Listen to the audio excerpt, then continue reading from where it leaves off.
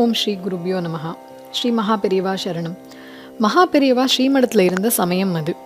மார்கழி மாதம் முடிஞ்சு தை மாதம் தொடங்கி இருந்ததால் ஏராளமான பேர் விவாக சுபமுகூர்த்த பத்திரிகைகளோட மகாபெரியவாளை தரிசிக்க வந்திருந்தா.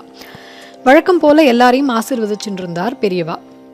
அப்போது கொஞ்சம் செல்வந்தரான ஒரு பக்தர் விவாக சுபமுகூர்த்த பத்திரிகையை ஆச்சாரியா முன்னால் வச்சு என்னோட சீமந்த புத்திரிக்கு விவாகம் மகாபெரியவா அனுகிரகம் பண்ணணும் அப்படின்னு வேண்டினார். அவரை பார்த்து லேசா புன்னகிச்ச மகாபெரியவா, வரதட்சணை எதுவும் கொடுக்குறியோ அப்படின்னு கேட்டார். இல்லை பெரியவா, ஆனால் பிள்ளையாத்துக்காரா போஜனத்தில் மட்டும் குறை வைக்கக்கூடாதுன்னு சொல்லிட்டா. அதனால் அதை மட்டும் வார்த்தைகளை முடிக்காமல் வந்தவர், போஜனத்தை மட்டும் கிராண்டா பண்ணுறியாக்கும். உனக்கு ஒரு விஷயம் தெரியுமோ? போஜனத்தில் பந்தி பரமாறுறதுலையும் சாப்பிட்றதுலையும் ஒரு தத்துவம் இருக்கு தெரியுமோ அப்படின்னு கேட்டார். வந்தவர் திருத்திருவென்று விழிக்க, உங்களில் யாருக்காவது தெரியுமோ? பக்கத்தில் இருந்தவாளை பார்த்து கேட்டார். அவளும் விழிக்க மகாபெரியவாளே சொல்லத் தொடங்கினார். விவாகமோ மற்ற விசேஷமோ அகத்தில் போஜனமோ எதுவாக இருந்தாலும் முதல்ல வாழை இலையை போட்டு எல்லா பதார்த்தத்தையும் பரிமாறினதுக்கு அப்புறமா தான் சாப்பிட ஆரம்பிக்கணும் இல்லையா?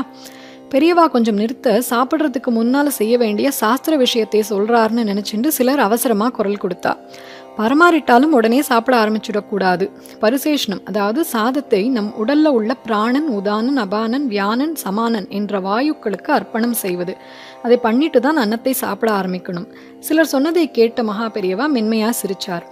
நான் அதை கேட்கல, அது ஆச்சார அனுஷ்டானத்தில் வர்றது. நான் கேட்டது தத்துவார்த்தமான விஷயம்.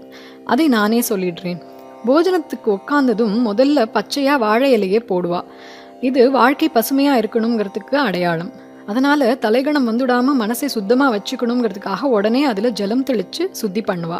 அதுக்கப்புறம் பதார்த்தங்களை பரிமாறத் தொடங்கி முதல்ல பாயசமும் அடுத்ததா பச்சடியும் வைப்பா. பாயசத்தினால பிறந்தவர் ராமச்சந்திரன், அதனால முதல்ல அவரை நினைச்சுக்கணும். தயிர் பச்சடி, தயிர், வெண்ணெய், பால் இதுல எல்லாம் பிரியம் உள்ள கிருஷ்ணனை நினைச்சுக்கணும். அடுத்தது குழம்பு. இலையில இத்தனை ஐட்டம் இருக்கே, இது முதல்ல எதை சாப்பிட்றதுன்னு குழம்புற சமயத்துல குழம்ப ஊத்துவா. அதுல தான், அதாவது காய்கள் இருக்கும். அதாவது வாழ்க்கையில தான்கிற அகங்காரம் வந்துட்டா அப்புறம் குழப்பமும் வந்துடுங்கிறத நினைவுபடுத்துறதுக்காக குழம்பு. தானே எல்லாம் தீர்த்துட்டா குழம்பும் தீர்ந்துடும். கொஞ்சம் தெளிவு வந்துடும், அதாவது தெளிவான ரசம் அடுத்ததா வந்துடும். இந்த ரசம் பக்தி ரசமாகவும் மாறிடுறப்போ மனசு தெளிஞ்சு அங்கே எல்லாம் இனிப்பா மாறிடும். ரசத்துக்கு அடுத்ததா பாயசம், பக்ஷணம்னு இனிப்பு. வாழ்க்கையை பக்தியோட இனிமையா வாழ்ந்து முடிச்சா பகவானோட பாதத்துல சரணாகதியாகிறது சுலபமா இருக்கும். அதனால ஜென்மா நோ மோர், அதை உணர்த்துறதுக்குத்தான் மோர். மோர் எப்படிப்பட்டவாளுக்கும் பக்குவமா சிரமம் இல்லாமல் இறங்கும். அதாவது பக்குவம் வந்துட்டாலே நோ மோர் தான் இல்லையா? இது சம்சாரிகளுக்கான தத்துவம். சரி, இதை ஏன் போஜன சம்பிரதாயத்துல சொல்லணும்? ஒருத்தருக்கு போதுங்கிற திருப்தி போஜனத்தினால மட்டும்தான் கிடைக்கும். வேறு எதுவாக இருந்தாலும் இன்னும் கொஞ்சம் இருந்தா என்ற தேவையற்ற எண்ணம் ஏற்படும். அதனாலதான் போதுங்கிற திருப்தியை உண்டு பண்ணக்கூடிய போஜன சம்பிரதாயத்துல இதை வச்சிருக்கா.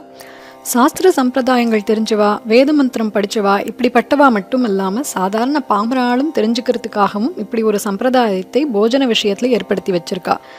இப்படி ஒரு தத்துவத்தால தான் சாப்பாடு பரிமாறும் விதத்திலையும் சாப்பிட்ற முறையிலையும் சில வரிசை முறைகளை ஏற்படுத்தி இருக்கிறதா எந்த சாஸ்திரத்திலையும் குறிப்பிட்டு இருக்கோ இல்லையோ, ஆனால் எளிய மக்களுக்கும் புரியணுங்கிறதுக்காகவே சாப்பாட்டை மையப்படுத்தி இப்படி ஒரு எளிய தத்துவத்தை மகாபெரியவா சொன்னாருங்கிறது மட்டும் மகத்தான உண்மை. ஜெய ஜெய சங்கர, ஹர ஹர சங்கர.